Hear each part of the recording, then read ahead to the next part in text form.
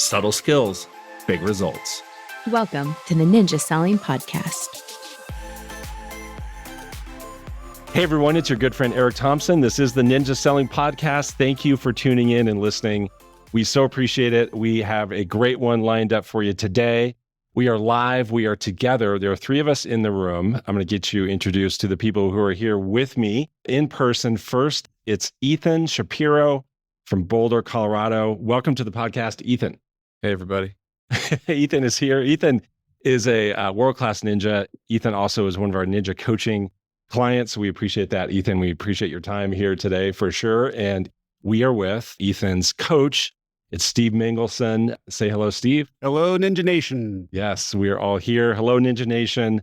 We're super grateful. So we're going to have a lively conversation, extra lively, because again, we're all here in person. We're here recording this during a ninja installation. Go.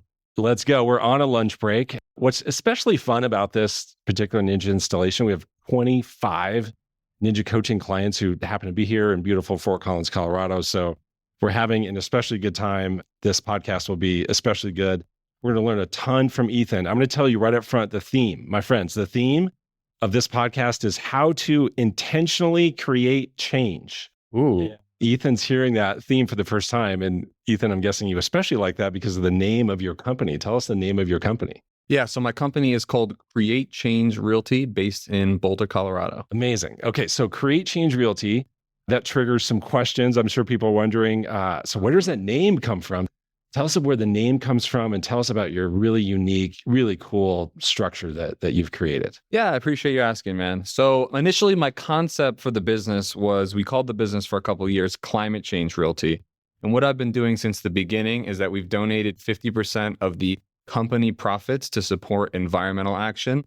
But as my business has gone on and I've learned more about people and I've realized that the work that I do is more about my clients than it is about me. My original idea was I want to save the environment and make a huge impact. And now I've realized I really want my clients to feel like they're having a huge positive impact on the world by working with me. So this year in 2025, I rebranded to Change Realty. And it's the same business model the whole way through.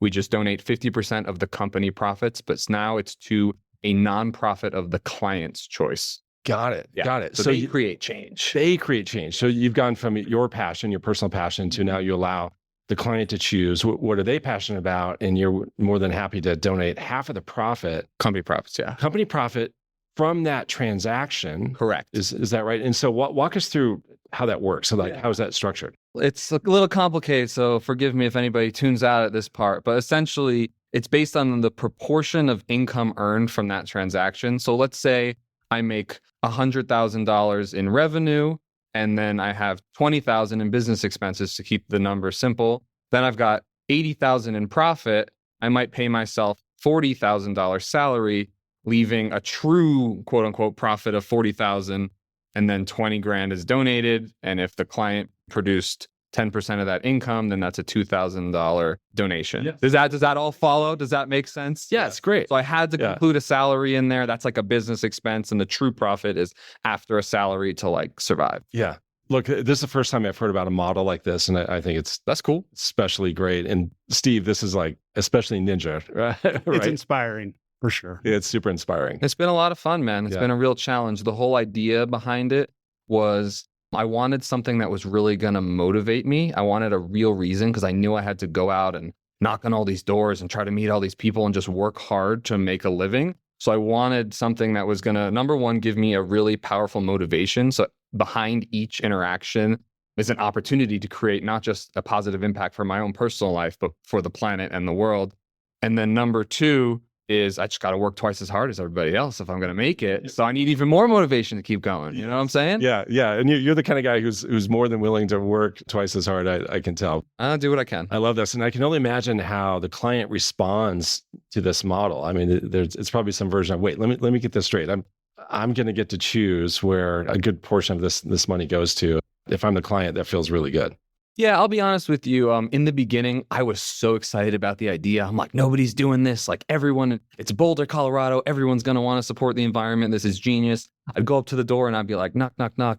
I'm the climate change realtor, guys. Let's go. I'm your obvious choice. I thought that would be the case, but to be honest with you, it's not what I find like catalyzes or motivates interest as much as a personal relationship truly does. And then I think people kind of mostly, they connect with my character through hearing about what I do. And then there are certain clients I have who are like really excited about a specific cause. And they realize not only are they getting to like live out their dream, buy their house or sell their house, but then also something they're really passionate about gets supported in the process. So it makes people smile, it makes them happy, and it's an exciting touch point or opportunity after closing. Absolutely. Yeah. It's the icing on the cake, not the cake. Right. The icing. That's a good way to put it. Yeah. By the way, if anyone heard door knocking and said, wait a minute, that's not very ninja, don't worry, we're going to get to that. That's something Ethan used to do. Yes. Not anymore. So, and that'll be a good segue into what we're about to talk about. But first, bravo, Ethan, on that model. I think it's fantastic. Appreciate it, man. Okay. So everyone should know that Steve and Ethan have been working together for about a year. And this year in 2025, you met your record year. So the last time you had your best year, you hit that volume, hit that transaction level by June of this year. And you're probably going to, June, like midway through this year. And then you're probably going to finish this year, you think 50% higher than the best year you've had so far. So it seems extremely likely. I'd be surprised otherwise. Yeah. Well, that's fantastic. We are all collectively, Ninja Nation, giving you air fist bump right now. So that's really, really good. So let's talk about the early days in business for you, Ethan. And the reason why I want to have you share this is there are a lot of people who have been there where you were. Maybe there's some people who are there now and they're looking for a way out, and maybe they feel trapped and, oh my gosh, is there another way? How else could I do this? And there you were. Now you've evolved, but let's talk about the before story before we get to after. So what was it like before when you first started? So I started off my first year really excited, just like January 2nd, 2020, getting out in my suit, walking the streets of Boulder, Colorado, just knocking on every door I could find, trying to introduce myself to as many people, tell them about my business model. And then I did that for 3.5 months. And if you guys are, keeping up with the timeline back then, something big happened in March. I remember it very specifically, March 12th, like the whole world shut down. Of 2020. Yes, yeah. 2020, exactly. Anyways, fast forward through some COVID stuff. I got back after it and started knocking doors again in June of that year. And I was very excited. And then as time went on and conversations and interactions weren't converting the way I wanted to, I started getting a little bit discouraged, but I kept pushing through. I don't know how much you guys want me to talk about. I mean, I spent years knocking on doors. And then eventually I realized that making cold calls would be more effective. So I switched to the phone and started making cold calls. And it just wasn't converting as the main thing to the level that I would have hoped. I mean, in the beginning, the first year, I was probably working 60 plus hours a week. The second year, probably pretty close there to it. I'd have a regular routine where I'd wake up at 4:30 in the morning and work until like 7 p.m. And then by Thursday afternoon, I would crash, take a day off. I mean, and this kind of went on as a routine for months, at least the first 2 years. I did that a lot, try to see how much I could push myself to work as much as possible to get as many conversations going as possible. I made no money my first year. I made money from a referral. That's the only paycheck I got my first year. My second year, I finally got my first listing. I think I did 3 transactions for all this work. And I mean, I'm telling you, I knocked on, I think the number is like 20,000 doors. My first couple years, I didn't have good mentorship or coaching, or I didn't understand the heart of the business is kind of what I would call it, is I was going out, talking to people, writing them down. Then I would put them through this crazy 8 and 8 program with all these mailers, but I would never call them. And the key is I would never actually build a genuine relationship. So that's why these relationships, I would say would never convert. But now I'm starting to go back to them and I know that I can actually build the relationship. It's not too late. You were introduced to Ninja when you first started. Yes, that's true. Someone told you about Ninja, told you about the book. And, my managing broker, Dan Johnson. You told me your response was, well, that's not for me because I don't know anyone. That's the key. At the moment, you felt like you were forced to pursue strangers. So there you were pursuing strangers. Then fast forward and tell us about let's call it your second introduction to Ninja, because I think the way that you approach this and went about this is really, really interesting and intelligent of you. So, I appreciate that, man. Yeah. So my 4th year, after all that grind, things finally worked. And I was really excited about my 4th year because I actually did a lot of business and I had learned a lot. And then in my 5th year, my business went down and I was really disappointed. And meanwhile, I'm cold calling 12 to 15 hours a week, maybe more at this point. So, I didn't keep that crazy grind going. I got a routine going. I learned and I became better or more efficient with calls, just time blocking, less burnout, but still having plenty of burnout. So my business went down. I own my own brokerage at this point, even though it's just me, it's an independent brokerage. And I'm like, this is not right. I'm at year 5. All this work should be snowballing and it should be exponential growth. And it's not. And the pain motivated me to look into I got to figure out something. I got to figure out how to make what I'm doing working. Because if you guys can't tell from the story, there's no give up is not an option. So I'm just going to keep banging my head against the wall until something works. So I had a specialization in condos. And what I did is I went into the MLS and I filtered the sales of the last year to find the agents who had sold the most condos in my market. And I started reaching out to them and asking them for coffee. And I'm just like, I need to learn from someone. Like, this person's done 30 deals. This person's done 60 deals. I want to be at their level. I need to talk to them. I go into this meeting, I'll never forget, with Janet Leap, who is a top producer in Boulder. I sit down with her at Alpine Modern in Boulder, if any of you know the area. And I tell her what I've been up to. And she comes in, she's doing 30, 40, 50 plus transactions a year. She comes in with this very relaxed energy, no stress, sits down, does these meetings all the time, clearly talking to people. And I'm like, and just tell that she's just this person's doing so much business, but she's just so relaxed. And I proceed to tell her about what I do. And she looks at me right in the eye and she's like, yeah, stop doing that. She's like, stop cold calling. And I'm like, what? She's like, yeah, you just gotta do the ninja stuff and you'll be good. I'm like, I'm committed. I've been cold calling for 5 years. I've been building my whole business this way. But she's like, yeah, you got to stop doing that. And then I had another meeting with another agent who was also very relaxed. We were just like sipping coffee on the side of downtown Louisville. She's like, yeah, you should not be cold calling. There's so many better ways to be building your business. She's like, yeah, just go to the ninja installation and now they'll tell you everything you need to do and then you'll be good. She's like, yeah, I just do that. And my business has grown year after year after year after year.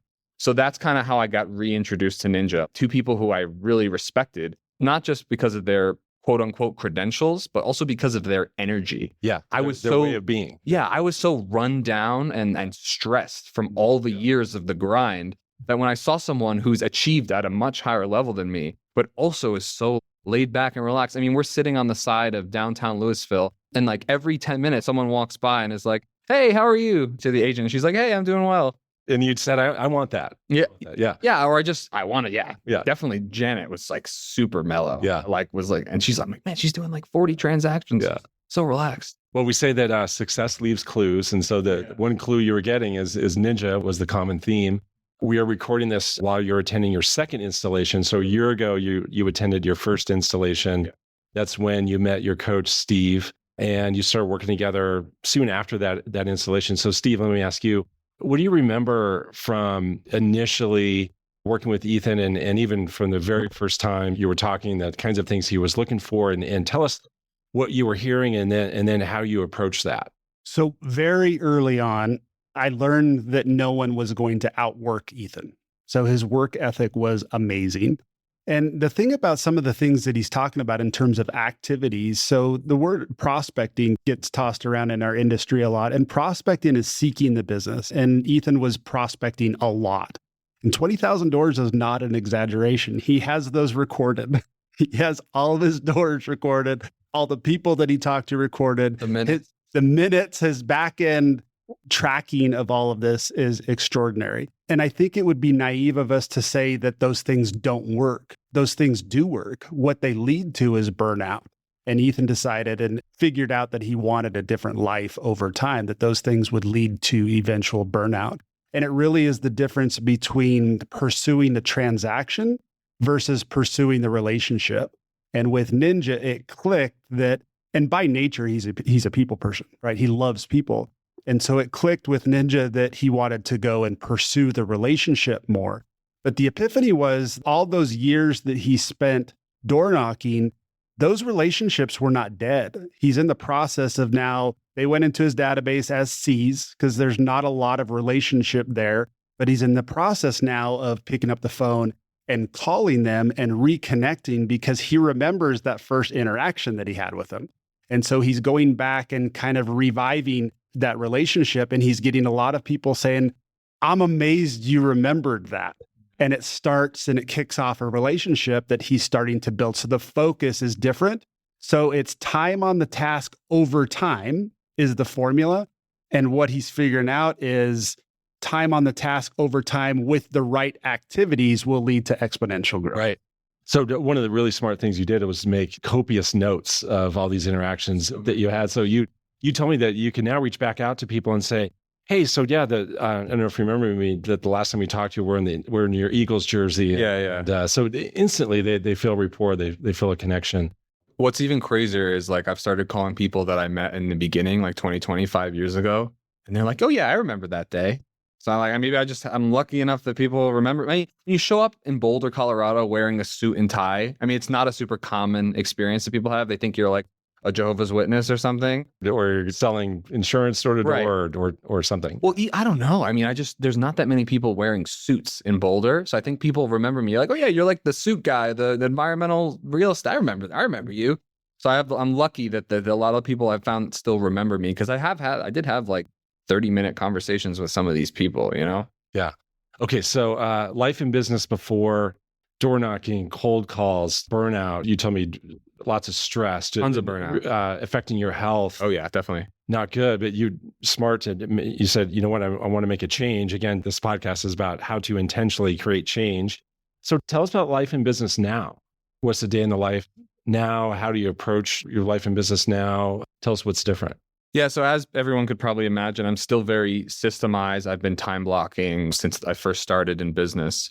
But more than what's changed in business and what I would tell anyone downstairs at the installation, if we start talking about Ninja, would be that my quality of life is what has dramatically improved since the installation. It's like almost a philosophy or a way of looking at how to do your business can really change the way you feel. Obviously, there's the affirmations and the gratitudes and all that stuff. I love that stuff. I loved it before. It's all really great.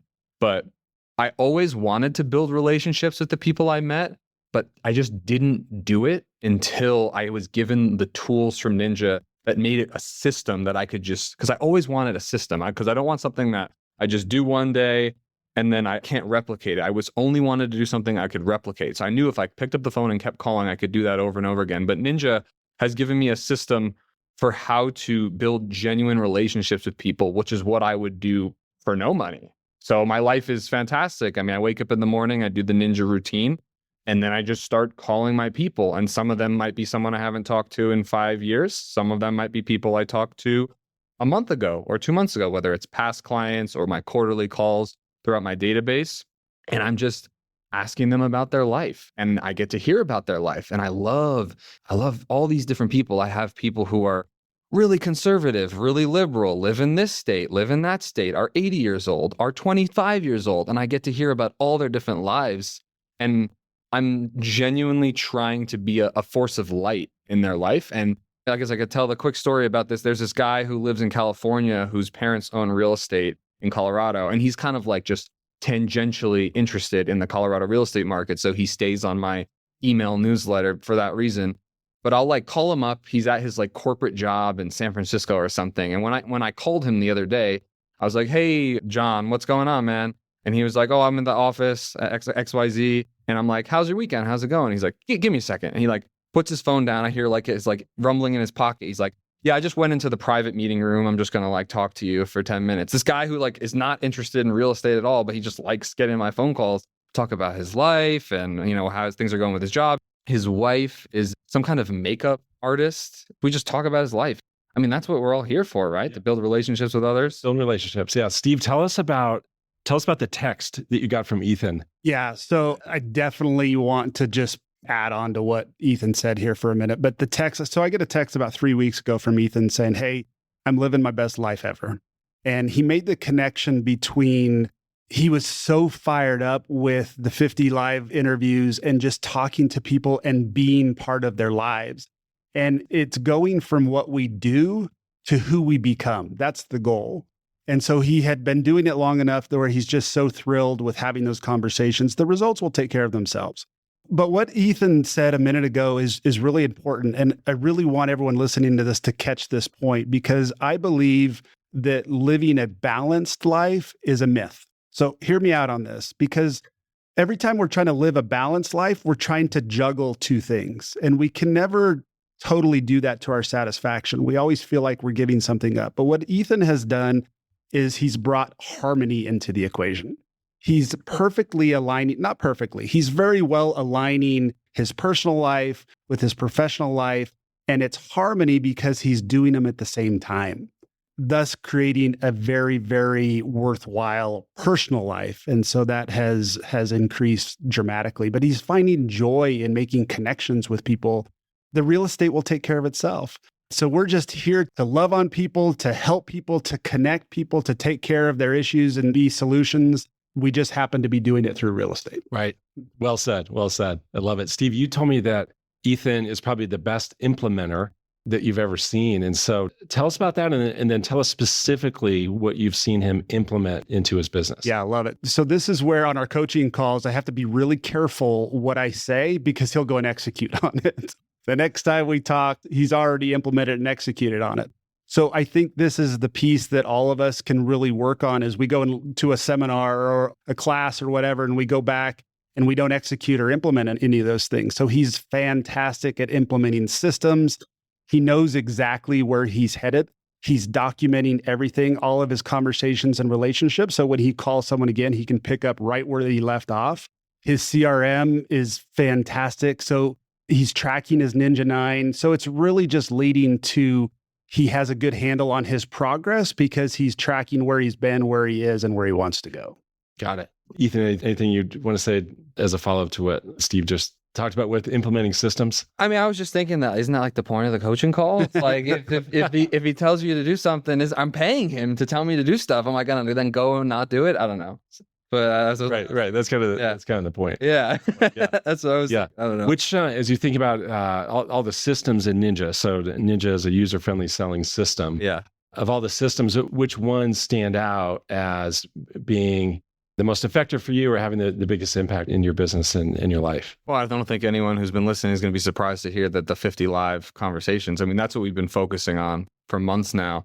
And I keep thinking about it more and more and thinking about new ways to implement it. And as I learn more, I'll look at someone, I'm having a conversation, and in my mind, I hear like family, occupation, recreation, dream. And normally I'm very good with just conversing with people, but hitting all the bases, it's just fun. Yeah, I mean, it definitely rings the most, I don't know, not the most true, but it's the most important to me. And it's really why I'm in real estate to begin with, because I just love people. I want to talk to 50 or more people every week. So you're committed to 50 live interviews per week? Oh, 100%. And so tell us about how those are happening for you. Do those tend to be mostly on the phone? Are they mostly live? Like, tell us how those get done. And the reason why I ask is we get a lot of questions about 50 live. How would I ever do that? And so the more that we can help people by sharing what really works and what really happens for you. So how do you get your 50 done? Okay. I do the Ninja Perfect Week, which comes from the coaching program. But to make it simple for people, let's see. I have a database. It's a certain size, and there's A's, B's, and C's. And your A's and B's you want to talk to once a month, or whether it's a text or a call. And then your C's you want to talk to quarterly. So I'll rip through my C's every single quarter, and I will call them on the phone. So I have set 3-hour windows that I spend just calling my C list and just building the relationship to try and turn them into an A or a B. But a unique thing about my business is that I've been adding people to an email list for years. Everyone I've met since 2022 summer, I've been adding them to an email list. So at one point, what I did is I went through and I went to my email list and I exported the Excel file and I filtered based on the open rate. And then I just started calling who opens the emails the most, moved them over to a C list, into a quarterly call. A bunch of them have turned into Bs. And then when the time is right, I'm like, hey, man, let's go grab a coffee. You free for lunch? And then you go and get lunch with them. And they turn into an A. Totally. So yeah, every day I just call people. So if people are concerned about how to call 50 people, I mean, it's not quote unquote easy, but maybe it is. I mean, if you have a couple hours in your day, and I have sometimes 20-minute conversations. I think in the book, it says you're supposed to have them to be like 5 minutes or something, but I like talking to them. I consistently get through 3 an hour because not everyone answers. So I get pretty solidly 6 a day from a 2-hour window. And then I have customer service calls that I make. And then I just, if I don't have my 10 by the end of the day, if I'm at, 8, I got to do another 30 minutes, call Jane, see how she's doing. I mean, why not? Got it. Yeah, why not? She's your girl. Yeah, right? Yeah. So you're just asking Ford questions, just the classic ninja. You don't have to bring up real estate. Any summer plans going on? They bring up real estate. You're just And they do. They're like, yeah, and they do. They ask you how's the market, and you're prepared with a great answer. Always. And away you go. Yeah. Yeah. How ninja of you, Ethan. I do what I can. Yeah. That's great. Okay. Tons of takeaways. Really helpful. Steve, anything that you would want to add? Yeah, I love talking to you, Ethan, because you get me fired up every time and you're so excited about this. But we glossed over something really important when you were giving your example of the guy that you called. You called him, he was in a meeting. He stepped out of the meeting to take your call. So I've got some coaching clients that I've asked them poignantly of what their answer rate is when they call. And one particular person told me that it's 10%. And we're working on that because he comes from a very prospecting background. So in other words, 10% of the time that he calls, someone will answer the phone. Ethan's is about 95%. When he calls someone, they'll stop what they're doing to talk to Ethan, and it's because he provides value. And that's where we want to get to the point where when we're calling and talking to people, they're going out of their way, they're exiting the meeting because you have something of value to bring to the conversation. And that's what makes it so exciting for him is because he's making it all about them. Larry often says if we're reluctant to make the call, we're making it too much about ourselves, right? That we need to approach the call coming from contribution and how we can contribute to their lives. And then the call is easy. Right. Yeah. Well, as you can imagine, some people are 95%. And then others who, if I haven't talked to them in a while, a random phone number, comes in. But once you build that relationship, if you have a quality relationship, they'll prioritize the call because it makes them feel good. We know that people will pay for two things: help me solve a problem or help me to make me feel good. They pay with money, but also they pay with their time. And so they see you on the caller ID and they know that, hey, this will be a call that's going to make me feel good. I enjoyed talking to Ethan, so I'm going to pay with my time. I'll invest my time into this conversation because it's so worth my while. And you've established yourself in that kind of way because you make it all about them. And it's just about them and their Ford. I kind of think about it like I know what's going on with me. Like I'm calling them because I want to know what's going on with them, Right. You don't need to hear yourself talk about you. I've said I'm going to a wedding this weekend like 50 times already in the last couple of weeks. Like I don't really care. You know what I mean? At that point. Right. They're more interesting. Right. Yeah. Who knows what's going on? I have this lady I call who drives a truck across the country and listens to all these fascinating podcasts. And there's all sorts of different people out there in the world. Cause I've kind of not randomly called people, but I've called like everybody in the area who owns a condo and I've door knocked all the single family houses. So I've gotten a really solid mix of all these different people with incredible backgrounds. So I'd much rather hear about what they're thinking about the economy or what they think about what's going on in the world. I know what I think. They're helping me enrich my own view of the world. And that's a beautiful thing. It's a beautiful thing. A beautiful thing. Ethan, thank you so much. This was really enjoyable. Tons of takeaways.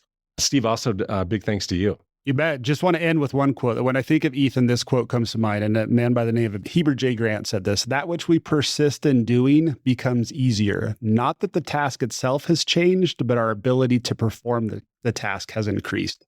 That's Ethan. Absolutely. That's really good. That's great to end on.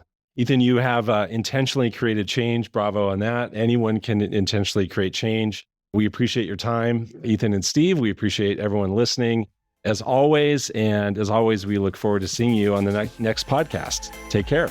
If you enjoyed this episode, visit us at theninjasellingpodcast.com to learn more about ninja selling classes and coaching to get you started or further your journey on the ninja path.